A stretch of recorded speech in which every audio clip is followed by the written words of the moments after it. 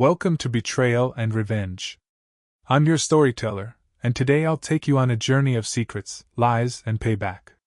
Make sure you stay with me until the very end. You won't want to miss how it all unfolds. And when it's over, I'd love to hear your thoughts, so drop a comment below and let me know what you think. She walked into my life the way storms roll across deserts, beautiful, wild, and utterly necessary.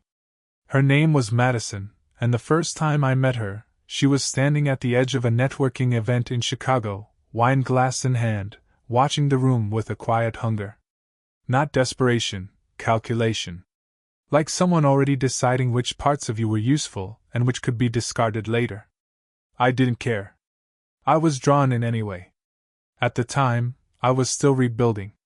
35, burned out from a failed first startup, working 16-hour days consulting for companies with more money than sense.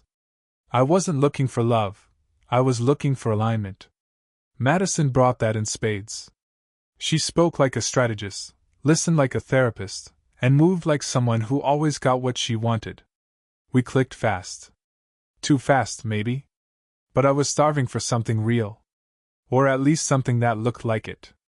She wasn't just smart, she was relentless. In the good way. She'd grown up in Detroit, first-generation college grad, got her MBA while working 2 jobs. She had no safety net, and she didn't pretend otherwise. I respected that. I saw fire in her. And I mistook it for loyalty. 6 months in, we were sharing a condo. A year later, she was part of every business conversation I had. Not officially, no titles, no paperwork. But she was there when I sketched early drafts of the company that would become Inverse Labs. She was the one who said, "Forget scaling fast. Build what no one else dares to. And build it clean." And so I did. We bootstrapped hard. No venture capital, no outside board pressure. Just slow, brutal growth. Late nights, weekend strategy sessions, tension over ramen and red wine. But it worked. In 3 years, we had 30 employees, 7-figure contracts, and something rare, a reputation for actual integrity in an industry built on vapor. I married her in year 4. It felt right. She'd been there from the ground floor. Helped with hiring, branding, even investor meetings once we did raise.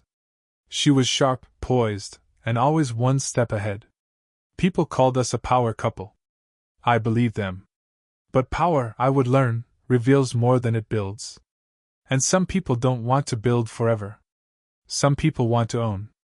To carve. To cash out. And some wives make plans you don't see coming. The first sign should have been the questions. Not the curious kind, those I welcomed. Madison had always challenged my ideas, sharpened them with quiet precision. No, these were different. More like gentle audits disguised as affection. "Why haven't we restructured the ownership model yet? Wouldn't it make sense to shift some assets into our personal trust?" Or her favorite, "If anything ever happened to us, you'd want me to be protected, right?" At the time, I chalked it up to pragmatism. She'd grown up without stability. It made sense that she'd want to lock things in.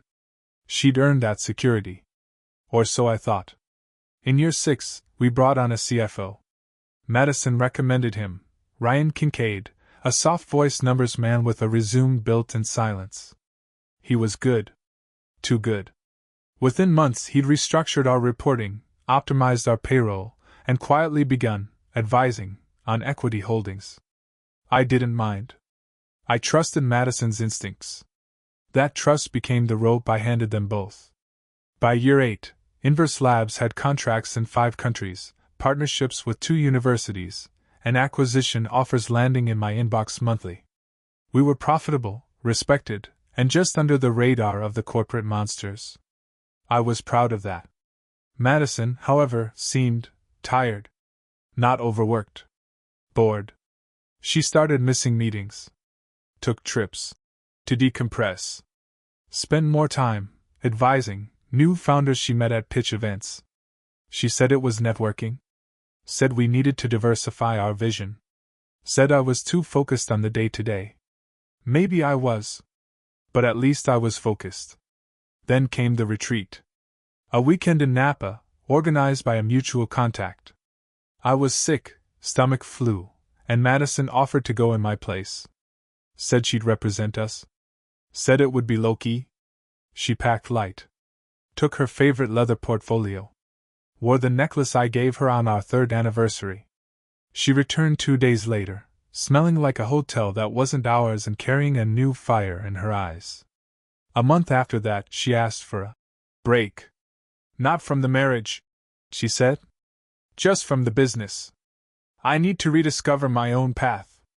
I nodded. Pretended to understand. Even helped her write the announcement she posted on LinkedIn.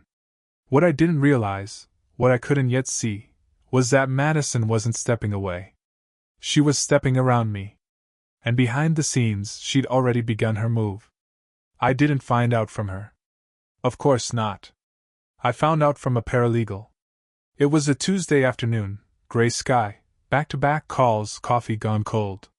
My assistant buzzed in and said there was a woman in the lobby from a law office, asking for me personally. I stepped out expecting a messenger. Instead, I got handed an envelope. Inside, divorce papers. And an audit request. I remember standing there in the hallway, the words blurring slightly as my mind tried to translate what I was reading. It wasn't just a divorce filing. It was a calculated play. The kind that doesn't happen overnight. The kind that takes months, maybe a year, to design. She wasn't just leaving me. She was coming for half of Inverse Labs. Not the half she'd helped build. The half I'd protected. The half that included legacy contracts, future shares, patent frameworks, and most damning of all, licensing rights. Madison had filed with a high-profile firm known for innovative asset division. Her team claimed she was a co-founder, citing her early strategic input, her advisory presence, her informal yet deeply influential role. They'd built a narrative. Photos. Emails.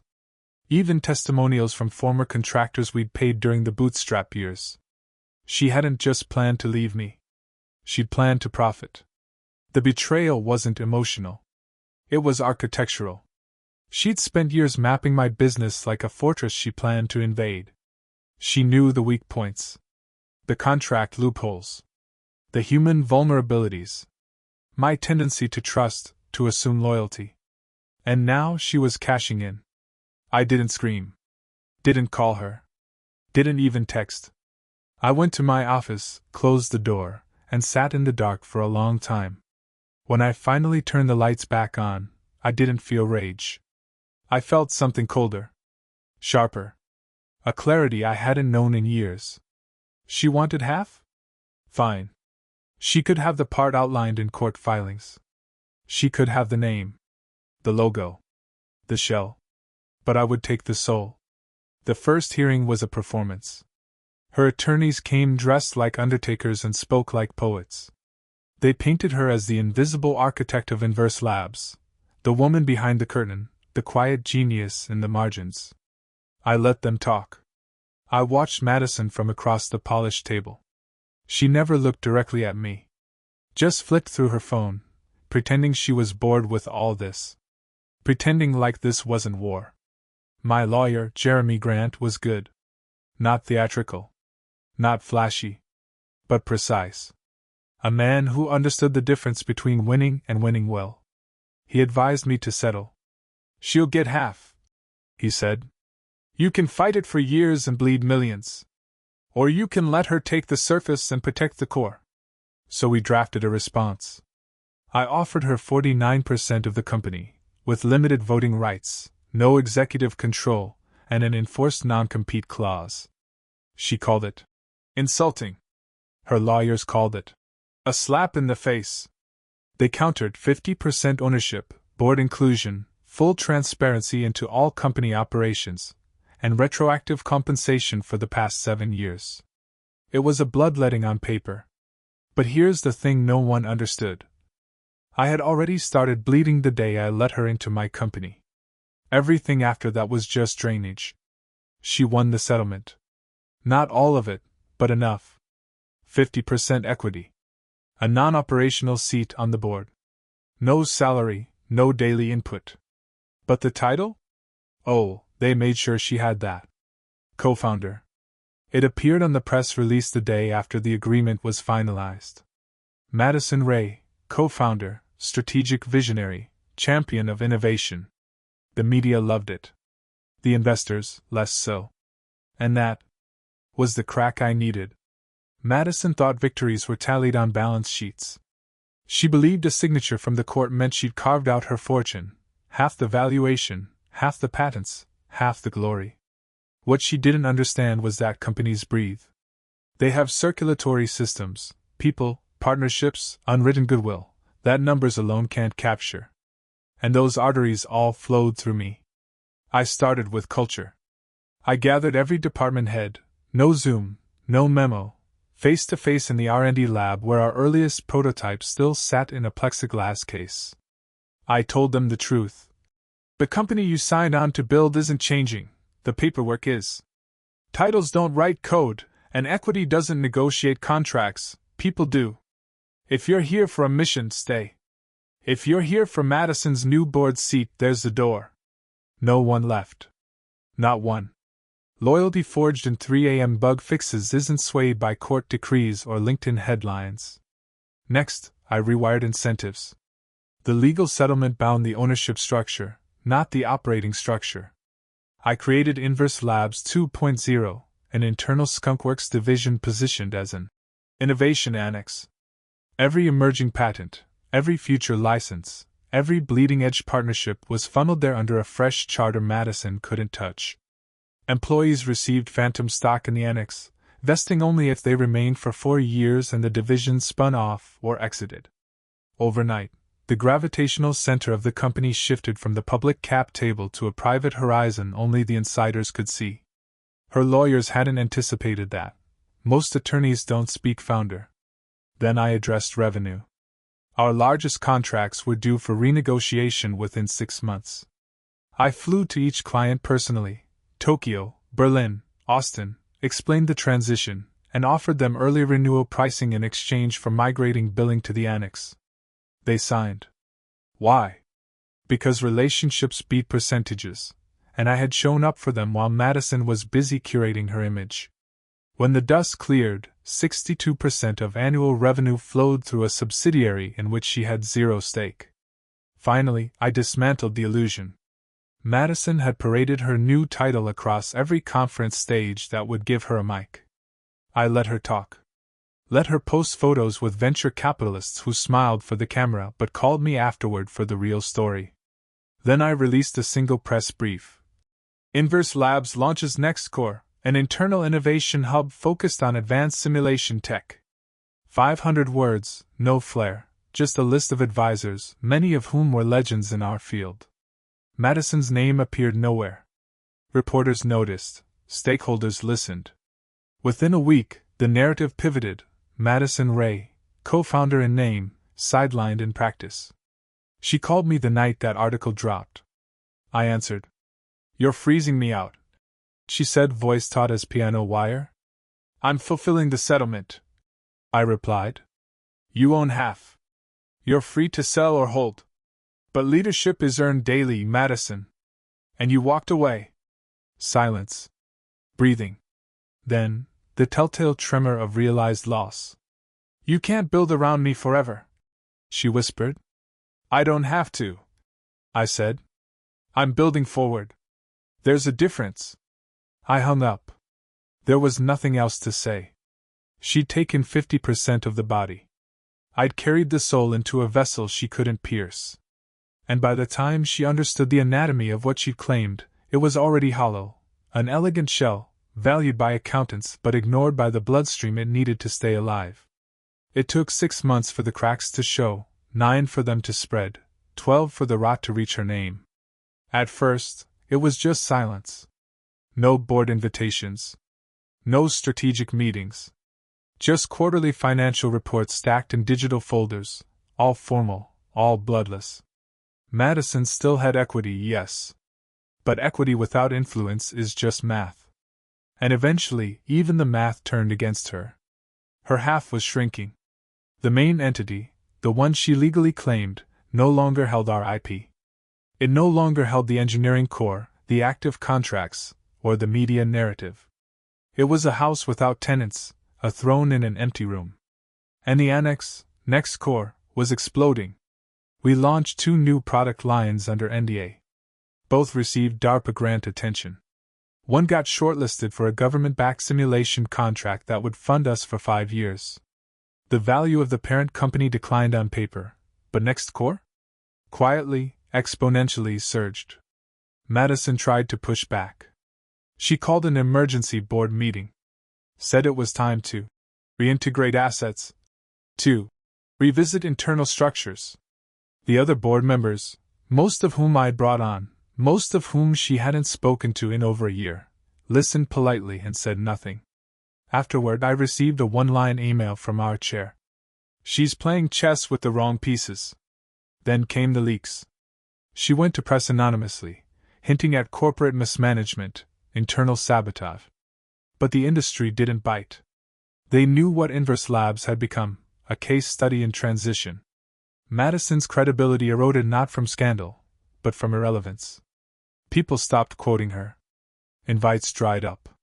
Her co-founder status became a footnote on old pitch decks. She sent a message one night, around 1:30 a.m. "Tell me what you want." I didn't reply. She already knew. I wanted my company back. But not the version she tried to carve up. Not the brand or the office or the shell that once housed us both. I wanted the soul. The pulse. The mission. And I had it. A few weeks later, her attorneys contacted mine. She was willing to sell her shares, at a deep discount. Jeremy called me, slightly stunned. "You want to make an offer?" I stared out my window for a long time. The city was quiet. The kind of quiet you earn. "No," I said. "Let her keep it. She fought so hard for half. Let her watch it fade." There was no press release. No dramatic headline. Just a silent ending, half the company in her name, worth less every quarter, untouchable and untouching. And me, on the other side, building something she could never reach. There's a moment after survival when something subtle happens, your body stops bracing, and you begin to remember what it's like to move without fear. That's where I found myself as the fiscal year closed. Madison was still technically a shareholder, still legally tied to the company in the way a name clings to an outdated letterhead. But practically? She was gone. And for the first time in nearly a decade, I could feel my own breath moving through the walls of the thing I had built. And yet, the story didn't end with silence. That's not how ambition works. Not hers. Not mine. The day she filed to sell her shares, quietly, privately, to a blind trust one quickly traced back to one of her family's shell core, I made a decision. I wasn't just going to recover. I was going to redesign. Not just the company. Myself. I started by exiting the identity I'd spent too long clinging to, the startup founder, the war-hardened CEO, the man who made himself indispensable to a machine that had once devoured him. I handed the CEO role to someone I trusted, Ellie Tran, a systems genius who joined us in year 3 and had weathered every storm without ego. She was sharper than I ever was, and she saw around corners I didn't know existed. Next, I liquidated. Not out of desperation. Out of purpose. I sold the original HQ, rented a temporary space in a warehouse district where ideas felt louder than furniture. I took a pay cut. Removed myself from payroll. Offered my shares into an ESOP pool that allowed the team to own more of what they built. Their loyalty had saved us. I made it legal. By month 3, word spread. That Inverse Labs, the real one, the one behind NextCore, was something different now. A company without vanity. A mission without gatekeeping. Madison's old board title remained on public filings, untouched and unread. No one called her. But I did hear from Ryan Kincaid, our old CFO. He'd left her, apparently. Quietly. Said he didn't want to be part of whatever she was now trying to do. There was no apology, but there was an acknowledgement. That was enough. And then came the acquisition offer. Not for Inverse Labs. For next core. One of the big ones. A multinational group I won't name. They offered 9 figures. Full buyout. They wanted Ellie to stay on as lead architect, and me as silent partner. And best of all, they didn't care about the parent entity. They wanted the living system. The soul. Madison had spent years trying to take half of what I had. And now, someone was offering everything, for the half she couldn't touch. I stared at the offer for hours. I didn't say yes. Not because it wasn't enough. But because I realized I wasn't building to sell anymore. I was building because I finally loved the work again. I declined the offer with a one-line reply. We're not looking to exit. We're looking to evolve. There was no follow-up. No counter. They understood. That's the thing about real operators. They don't argue with clarity. But the moment marked something irreversible. Not in the market. In me. Because for the first time since Madison handed me that envelope in the lobby, I didn't feel like I was reacting to her. I wasn't counterbalancing betrayal or trying to patch what she'd torn. I wasn't angry or bitter or obsessed with restoring what had been. I was free. And so I built. Next Core grew from a skunkworks experiment into a living organism, self-funding, internally governed, quietly gaining academic partnerships and humanitarian applications that had nothing to do with profit margins.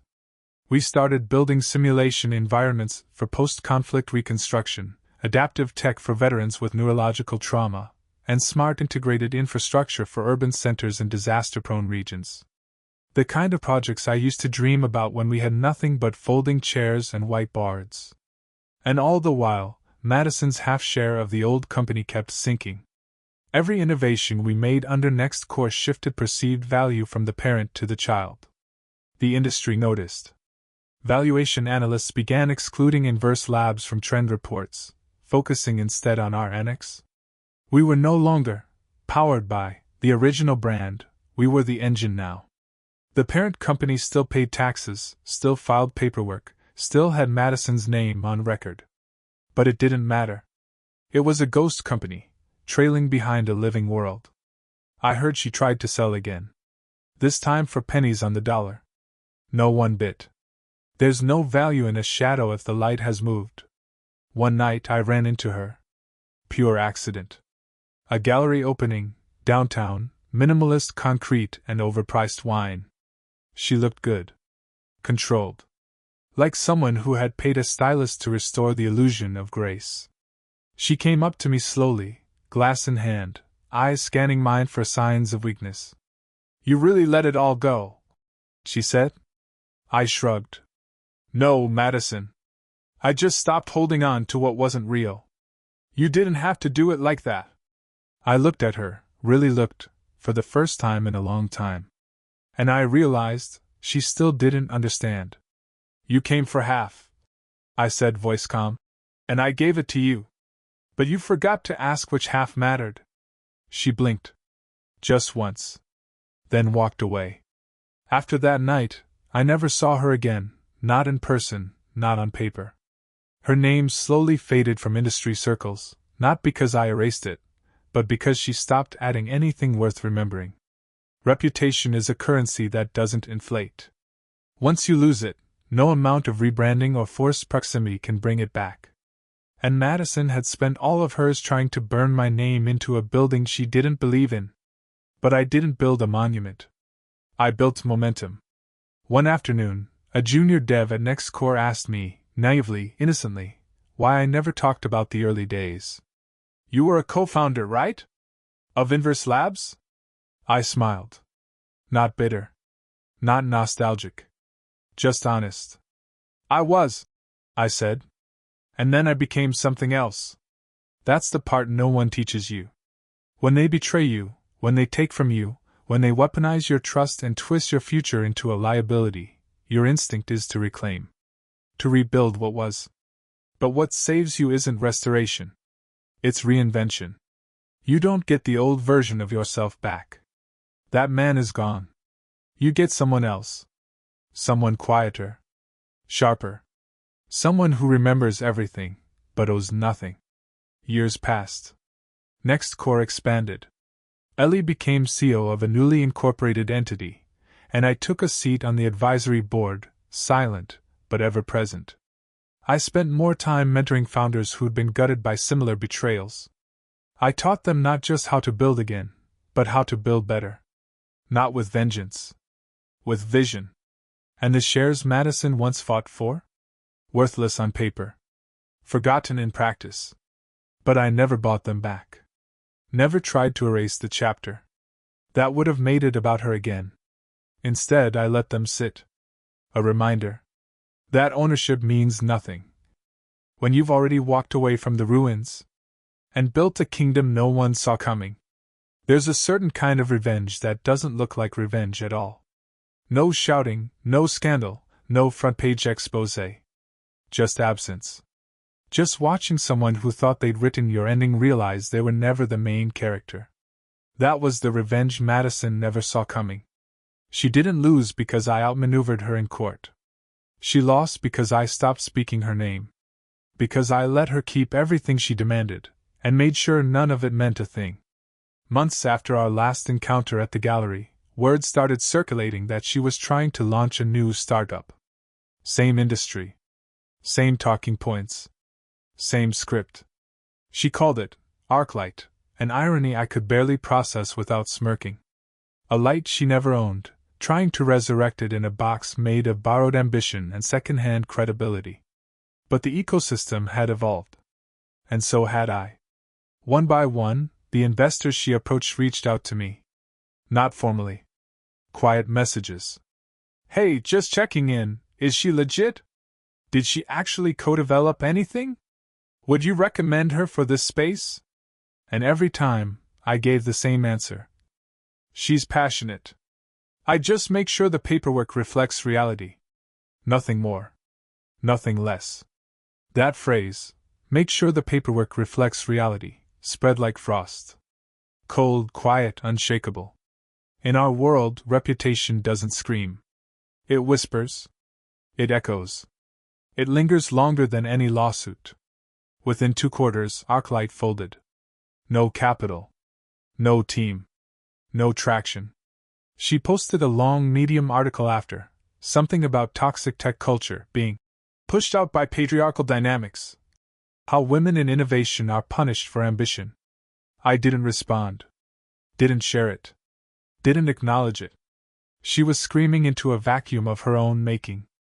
Meanwhile, NextCore was piloting a new adaptive interface for neurodiverse learning environments. I was in Johannesburg, presenting alongside Ellie to a room of educators and policy advisors, when someone in the audience asked, "What happened to your original company? Inverse Labs?" Ellie answered before I could. "We evolved.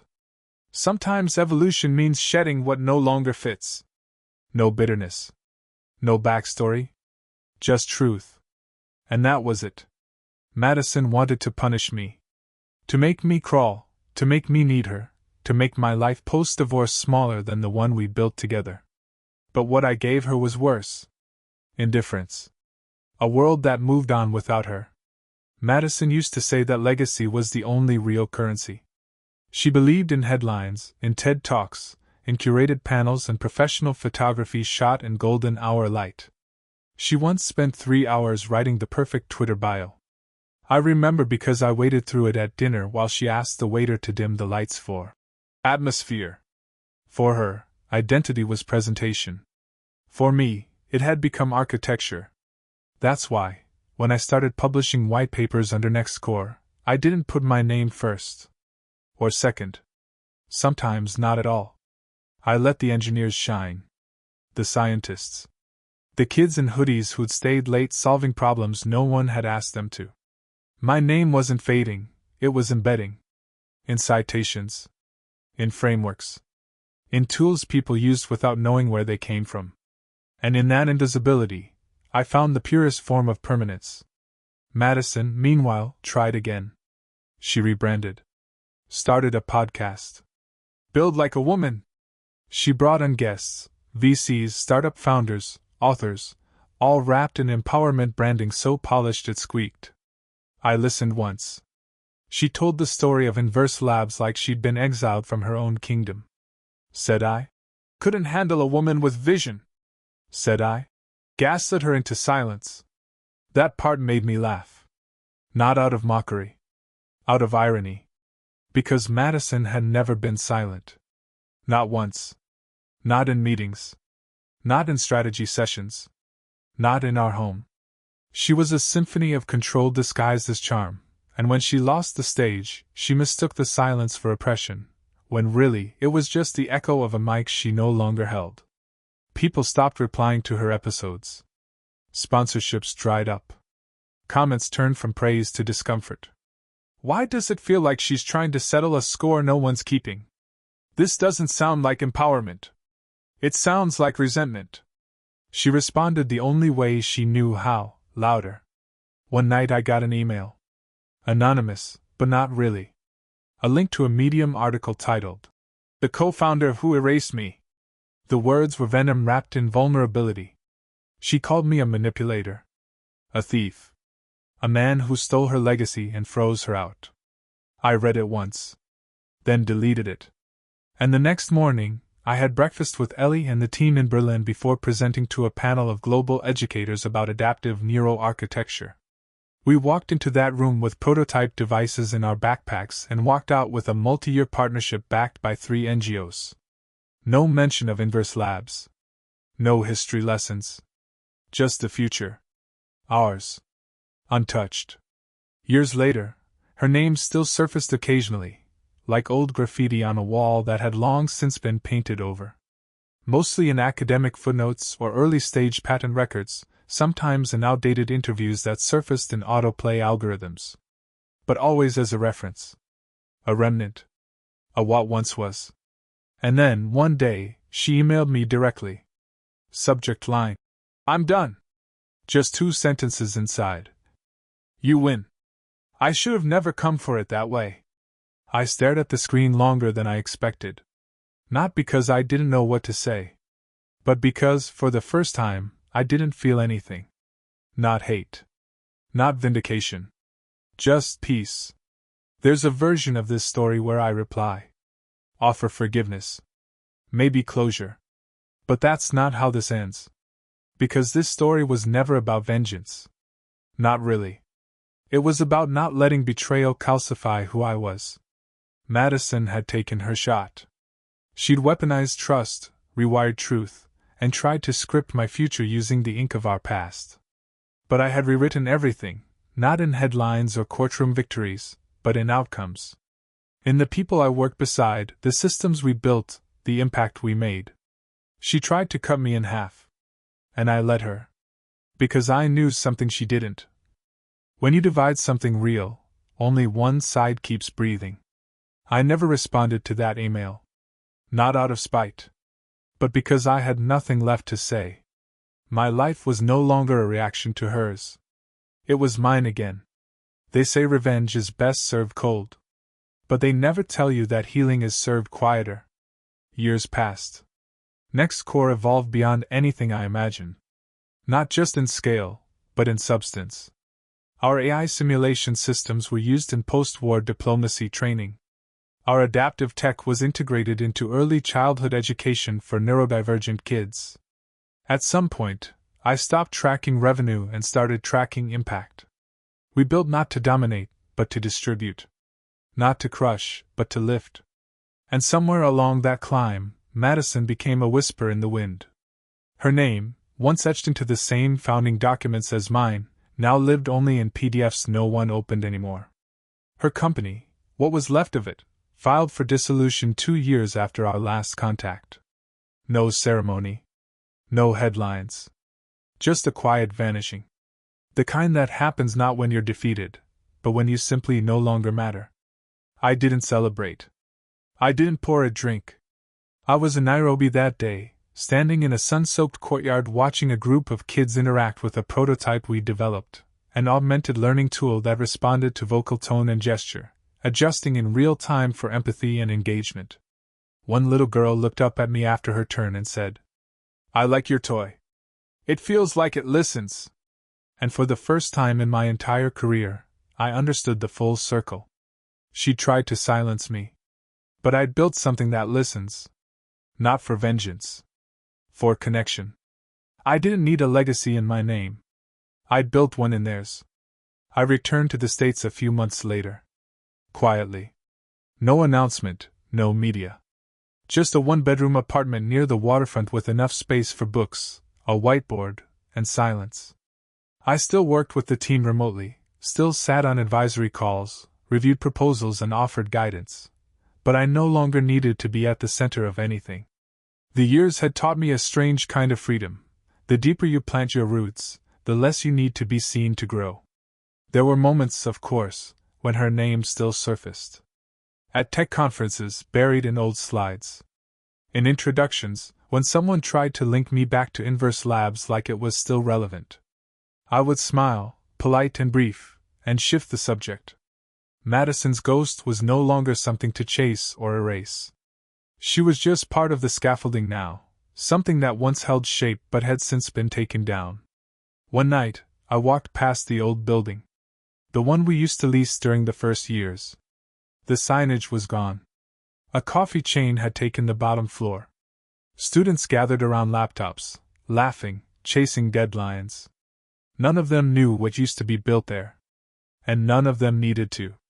There's something humbling about watching the world move on. About realizing that the revenge you spent years not pursuing still arrived, slowly and elegantly, not as punishment, but as peace. I had a ritual then. Every Saturday morning, I'd walk to the harbor with a notebook and write one letter I would never send. Letters to people who helped me, hurt me, built with me, broke me. Madison had 4. I wrote the first one after the divorce, the second after she tried to bury me in court, the third when she launched Arclight, and the fourth, after she disappeared. That last one was the shortest. You took half of what we built, but none of what mattered. I forgive you. But I never needed you to ask.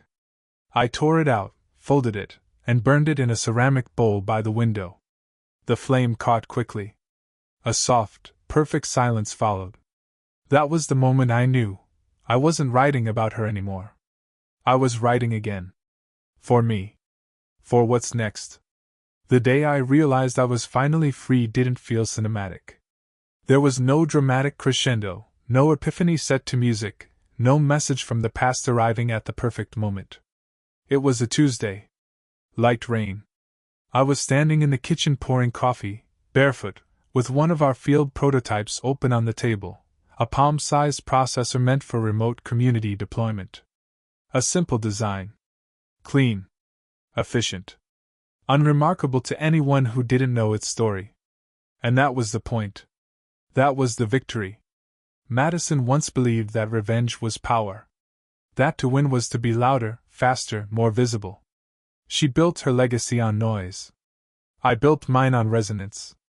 Every engineer I mentored, every system we designed, every application that reached someone who'd never heard of us, it was a form of quiet reclamation. No billboards. No spotlights. Just truth moving forward. I still get asked sometimes, by young founders or journalists digging through history. Was it hard to lose her? How did you recover from the betrayal? Would you do it all again? And I always answer the same way. She didn't break me. She freed me. Because the betrayal wasn't a death sentence. It was a severing. From ego. From illusion. From the version of myself who thought love meant control, and partnership meant ownership. In losing her, I lost the noise. And in that silence, I heard the future calling. And this time, I listened. Thank you for listening to this story until the very end. If you enjoyed it, don't forget to subscribe to Betrayal and Revenge, give us a like, and hit the bell so you won't miss new tales. Share your thoughts in the comments. I value your feedback. See you in the next stories of Betrayal and Revenge.